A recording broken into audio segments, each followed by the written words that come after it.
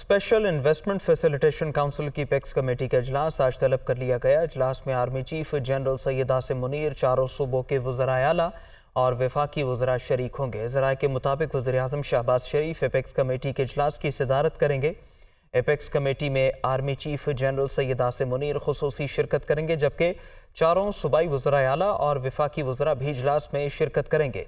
Apex committee council के क़याम के बाद अब तक के इक़दामात का जायज़ा लिया जाएगा और अमल दरामद कमेटी के होने वाले 2 इजलासों की सिफारिशात भी पेश की जाएंगी। हुकूमती ज़राए ने वाज़े किया कि रवामा खलीजी ममालिक से पाकिस्तान में सरमायाकारी के लिए वफूद की आमद का इम्कान है। वफूद की आमद और सहूलतकारी के लिए पेक्स कमेटी लाए हमल की मंजूरी, वफूद की आमद और इंतजामात का भी जायज़ा लेगी।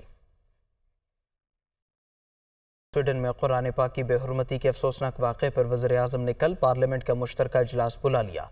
इजलास में स्वीडन वाक़े पर कौमी लाए हमल मुरतब किया जाएगा। 7 जुलाई को यौम तक़द्दुस कुरान भी मनाया जाएगा, जबकि स्वीडन वाक़े के खिलाफ मुल्क गिर एहतजाज का फैसला भी किया गया है। वज़ीर-ए-आज़म शहबाज शरीफ की ज़ेर सदारत अहम इजलास। स्वीडन में कुरान करीम की बेहुरमती के मामले पर गौर। वज़ीर-ए-आज़म का 7 जुलाई को यौम तक़द्दुस कुरान मनाने का फैसला। जुमा 7 जुलाई को स्वीडन वाक़े के खिलाफ मुल्क गिर एहतजाज भी होगा। वज़ीर-ए-आज़म ऑफिस से जारी एलामिया के मुताबिक वज़ीर-ए-आज़म शहबाज शरीफ की तमाम जमातों समेत पूरी कौम को एहतजाज में शरीक होने की अपील है। पूरी कौम यकजुबान होकर शैतानी जहनों को पैगाम देगी। वज़ीर-ए-आज़म का कहना था कि जुमा को मुल्क भर में स्वीडन वाक़े की मजम्मत में एहतजाजी रैलियां निकाली जाएं।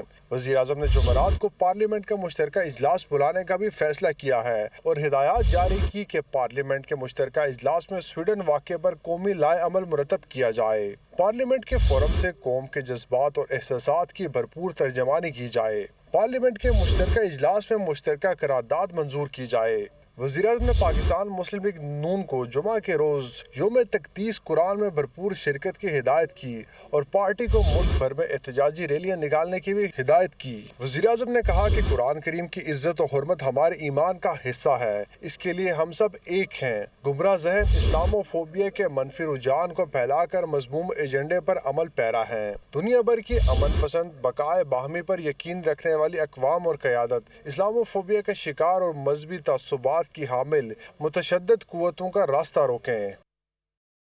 चेयरमैन सेनेट सादिक संजरानी का स्वीडन की हुकूमत को ख़त। कुरान पाक की बेहुरमती के खिलाफ शदीद एहतजाज किया।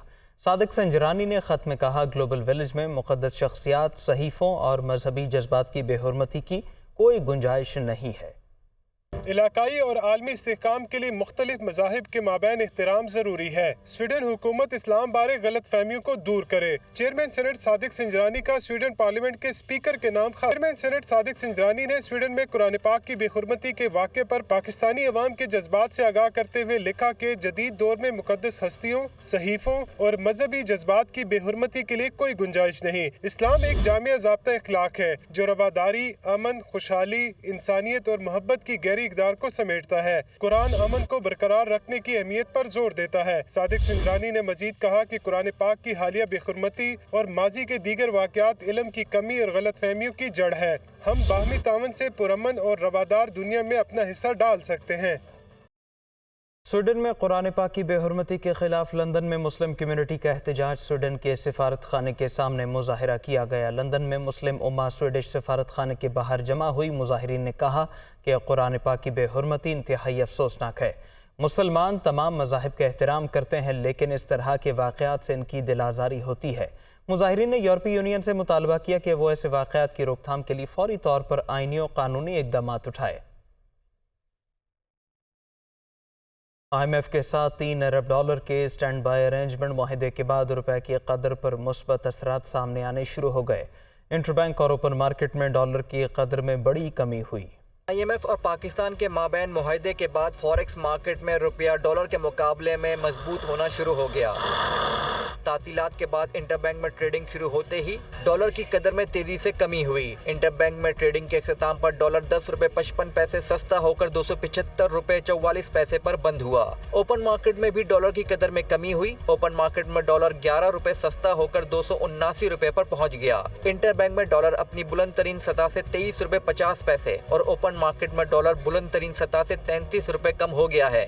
इसकी जो बुनियादी वजह जो है आपका IMF से डील होना और अब साथ साथ हमें IMF سے بھی لون ملے گا اور جو ہمارے دوست ممالک ہیں یہاں سے بھی فنڈز آئیں گے تو ڈالر کا جو مسئلہ ہے وہ کافی حد تک ریزالو ہو جائے گا۔ دوسری جانب کاروباری ہفتے کے دوسرے روز اسٹاک مارکیٹ میں مندی رہی۔ ٹریڈنگ کے آغاز پر تیزی لیکن پھر ملا جلا رجحان رہا۔ ٹریڈنگ کے اختتام پر 100 انڈیکس 342 پوائنٹس کمی سے 43,557 پوائنٹس پر بند ہوا۔ آج بھی بازار میں آغاز مثبت انداز میں ہوتا ہے لیکن لوگ پروفٹنگ کرتے ہیں، چونکہ کافی زیادہ پروفٹ لوگوں کو ہو رہا تھا، انویسٹرز نے انٹرڈے گین کافی زیادہ کیے تو آج پروفٹ ٹیکنگ کرنے کو ترجیح دی۔ تجزیہ کاروں کا کہنا ہے کہ آنے والے دنوں میں فوریکس اور کیپٹل مارکیٹ میں تیزی اور مندی کا رجحان معیشت سے منسلک خبروں سے جڑا ہے۔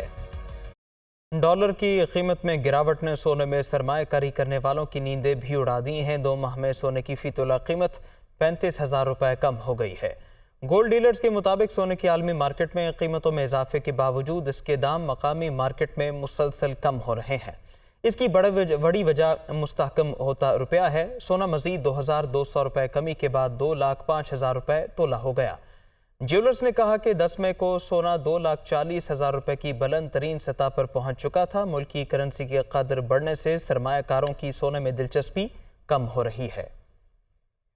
جعلی ڈگری کیس گلگت بلتستان کی چیف کورٹ نے وزیر اعلیٰ خالد خورشید کو 5 سال کے لیے نااہل قرار دے دیا۔ الیکشن کمیشن گلگت بلتستان نے خالد خورشید کو ڈی نوٹیفائی بھی کر دیا ہے۔ خالد خورشید کی جانب سے جمع کرائی گئی لندن کی یونیورسٹی کی ڈگری جعلی نکلی۔ پیپلز پارٹی کے رکن اسمبلی عبدالحمید اور نون لیگ کے رانا فرمان علی نے خالد خورشید کی ڈگری کو الیکشن کمیشن میں چیلنج کیا تھا، جس پر چیف الیکشن کمشنر نے وزیر اعلیٰ کو نوٹس جاری کیا۔ وزیر اعلیٰ گلگت بلتستان کی ڈگری لندن کی تھی اور انہیں GB بار کونسل نے وکالت کا لائسنس جاری کیا تھا، لیکن لندن کی یونیورسٹی کی جانب سے ڈگری کی تصدیق نہیں کی گئی تھی۔ وزیر اعلیٰ گلگت نے الیکشن کمیشن کے نوٹس کو عدالت میں چیلنج کیا تھا، جس پر چیف کورٹ کے چیف جسٹس نے 3 ججز پر مشتمل لارجر بینچ تشکیل دیا تھا۔ جسٹس عنایت، جسٹس جوہر اور جسٹس مشتاق پر مشتمل 3 رکنی لارجر بینچ نے روزانہ کی بنیاد پر کیس کی سماعت کی۔ اس کیس میں higher education commission, GB bar council اور GB حکومت سمیت 6 فریقین شامل تھے۔ عدالت نے اپنا فیصلہ سناتے ہوئے وزیر اعلیٰ GB خالد خورشید کو نااہل قرار دے دیا۔ عدالتی فیصلے پر الیکشن کمیشن نے سابق وزیر اعلیٰ خالد خورشید کی اسمبلی ممبرشپ منسوخ کر دی۔ نوٹیفیکیشن بھی جاری کر دیا۔ گلگت بلتستان کی اسمبلی کل 33 اراکین پر مشتمل ہے۔ وزیر اعلیٰ کی نااہلی کے بعد 32 کے ایوان میں PTI اب بھی 21 نشستوں کے ساتھ سر فہرست ہے۔ پاکستان پیپلز پارٹی 4، مسلم لیگ نون 3، JUI فے 1، MWM کی 1، اسلامی تحریک کی 1 نشست جبکہ 1 آزاد ممبر ایوان کا حصہ ہے۔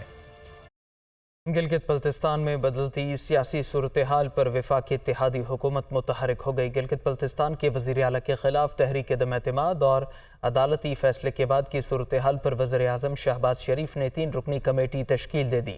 کمیٹی میں وفاقی وزیر احسن اقبال، وفاقی وزیر قمر زمان قاہرہ اور مسلم لیگ نون گلگت بلتستان کے صدر حفیظ الرحمان شامل ہیں۔ وزیر اعظم شہباز شریف نے کمیٹی کو فوری کام شروع کرنے اور سیاسی حکمت عملی تیار کرنے کی ہدایت کی ہے۔ کمیٹی گلگت بلتستان میں وزیر اعلیٰ کے خلاف تحریک عدم اعتماد سے متعلق امور کا جائزہ لے گی۔ وزیر اعلیٰ گلگت بلتستان خالد خورشید کی عدالت سے نااہلی کے بعد کی صورتحال پر سفارشات مرتب کی جائیں گی۔ اب آپ کو بتائیں کہ PTI دور حکومت میں فوجی عدالتوں سے 29 افراد کو سنائی گئی سزائیں سپریم کورٹ میں چیلنج کر دی گئیں۔ کرنل ریٹائرڈ انعام الرحمان کی جانب سے دائر درخواست میں استدعا کی گئی کہ آرمی ایکٹ کے تحت دی گئی سزاؤں کو کالعدم قرار دیا جائے۔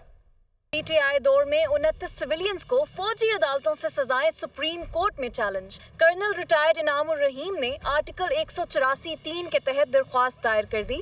آرمی ایکٹ کے تحت دی گئی سزاؤں کو کالعدم قرار دینے کی استدعا۔ درخواست میں وفاقی Pakistan, chairman PTI general retired Qamar Javed Bajwa اور لیفٹیننٹ جنرل ریٹائرڈ فیض حمید کو فریق بنایا گیا ہے۔ درخواست میں موقف اختیار کیا گیا کہ 29 شہریوں کو غیر قانونی سزائیں سنائی گئیں۔ صرف 5 افراد کو مقلات تک رسائی کی اجازت دی گئی۔ درخواست میں مزید کہا گیا ہے کہ آرمی ایکٹ کے تحت سزائیں پانے والوں اور زیر التواء مقدمات کا ریکارڈ طلب کیا جائے۔ 2020 میں ایک شہری کو سزائے موت اور ایک کو 20 سال قید کی سزا سنائی گئی۔ دیگر ملزمان کو فوجی عدالتوں نے 5 سے 10 سال تک کی سزائیں سنائیں۔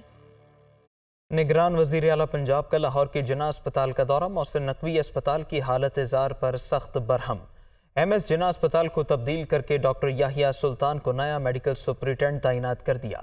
پرنسپل علامہ اقبال میڈیکل کالج کی بھی جواب طلبی، 3 دن میں تحریری جواب طلب کر لیا۔ لاہور سے لیاقت علی کی رپورٹ۔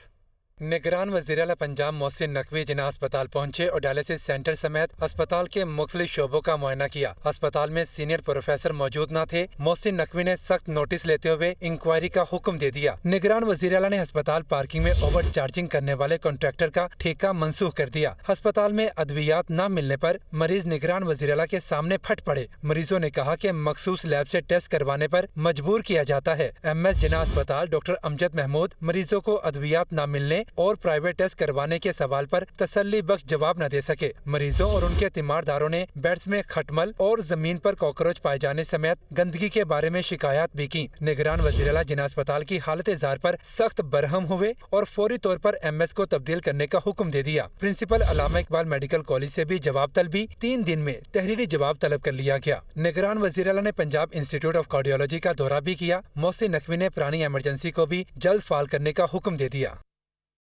صارفین پر نرخوں میں اضافے کی مد میں ایک اور بجلی گرا دی گئی۔ سہ ماہی ایڈجسٹمنٹ کی مد میں بجلی کی فی یونٹ قیمت میں ₹1.25 اضافہ کر دیا گیا۔ بجلی مہنگی سے مہنگی ترین کرنے کا سلسلہ جاری، کبھی ماہانہ فیول ایڈجسٹمنٹ تو کبھی سہ ماہی ایڈجسٹمنٹ کی مد میں بجلی مہنگی ہونے لگی۔ گزشتہ مالی سال کی تیسری سہ ماہی کے لیے نرخوں میں ₹1.25 فی یونٹ کا اضافہ۔ ڈسکوز نے نیپرا کو سہ ماہی ایڈجسٹمنٹ کی درخواست دی تھی، جس پر 24 مئی کو عوامی سماعت کی گئی۔ نرخوں میں اضافے کا اطلاق لائف لائن اور کے الیکٹرک کے صارفین پر نہیں ہوگا۔ مارکیٹ میں ذخیرہ اندوزوں کا راج گندم کا ریٹ ₹4700 من ہو گیا۔ فی من قیمت ₹700 بڑھ گئی۔ آٹا ₹137 کلو ملنے لگا۔ شہری 2 وقت کی روٹی کو ترسنے لگے۔ عمران اکبر کی رپورٹ۔ مہنگی گندم اور آٹے نے 2 وقت کی روٹی کھانا مشکل بنا دیا۔ فلور ملز نے 20 کلو آٹے کے تھیلے کی قیمت میں ₹100 اضافہ کر دیا۔ 20 کلو آٹے کا تھیلا ₹2650 سے بڑھ کر ₹2750 کا ہو گیا۔ لاہور میں فی کلو آٹا ₹137 فی کلو میں بکنے لگا۔ محکمہ خوراک پنجاب نے چپ سادھ لی۔ فلور ملز ایسوسی ایشن کا ذخیرہ مافیا سے گندم خریدنے کا دعویٰ ہے۔ کہتے ہیں مہنگی گندم خرید کر سستا آٹا کیسے بیچیں۔ سرکاری گندم ریلیز بند ہونے سے مشکلات آئیں گی۔ مافیا کے چنگل سے نکلنے کے لیے فلور ملز کا وفاقی حکومت سے گندم درآمد کرنے کا مطالبہ۔ محکمہ خوراک پنجاب نے سرکاری گندم ریونیو اہداف پورے کرنے کے لیے بولی لگانے کا فیصلہ محفوظ کر رکھا ہے۔ حکومت نے سپریم کورٹ اور ہائی کورٹ کے چیف جسٹس اور ججز کی بنیادی تنخواہوں میں 20% اضافہ کر دیا۔ چیف جسٹس آف پاکستان کی تنخواہ ₹12,29,189 جبکہ چیف جسٹس ہائی کورٹ کی تنخواہ ₹11,39,251 مقرر۔ تنخواہوں میں اضافے سے متعلق صدارتی حکم نامہ جاری کر دیا گیا۔ سپریم کورٹ اور ہائی کورٹ کے ججز کی بنیادی تنخواہوں میں 20% اضافہ۔ چیف جسٹس آف پاکستان کی تنخواہ ₹12,29,189 مقرر۔ ہائی کورٹس کے چیف جسٹس کی بنیادی تنخواہ ₹11,39,251 ہوگی۔ وزارت قانون نے قائم مقام صدر کی منظوری کے بعد حکم نامہ جاری کر دی۔ صدارتی حکم نامے کو سیلری آف ججز سپریم کورٹ آرڈر 2023 کا نام دیا گیا ہے، جس کے مطابق سپریم کورٹ کے چیف جسٹس کی ماہانہ تنخواہ میں ₹2,04,865 کا اضافہ کیا گیا ہے۔ سپریم کورٹ کے دیگر ججز کی ماہانہ تنخواہ ₹1,93,527 اضافے کے ساتھ ₹11,61,163 کر دی گئی ہے، جبکہ ہائی کورٹ کے ججز کی تنخواہ ₹10,95,434 مقرر کی گئی ہے۔ تنخواہوں میں اضافے کے حکم نامے کا اطلاق 1 جولائی 2023 سے ہو گیا ہے۔ لاہور سمیت پنجاب کے کئی شہروں میں موسلا دھار بارش جلد ہلیک ہو گیا۔ متعدد مقامات پر فیڈر ٹرپ کرنے سے شہری بجلی سے محروم ہو گئے۔ لاہور سمیت پنجاب کے مختلف شہروں میں موسلا دھار بارش ہوئی۔ سرائے عالمگیر، گجرات اور جہلم میں بارش، پھالیا، شیخوپورہ، ننکانہ اور فیروز والا میں بھی بادل جم کر برسے۔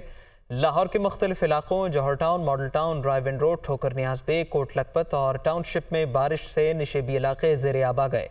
لیسکو کے متعدد فیڈر ٹرپ کرنے سے صوبائی دارالحکومت کے کئی علاقوں میں بجلی بند ہو گئی۔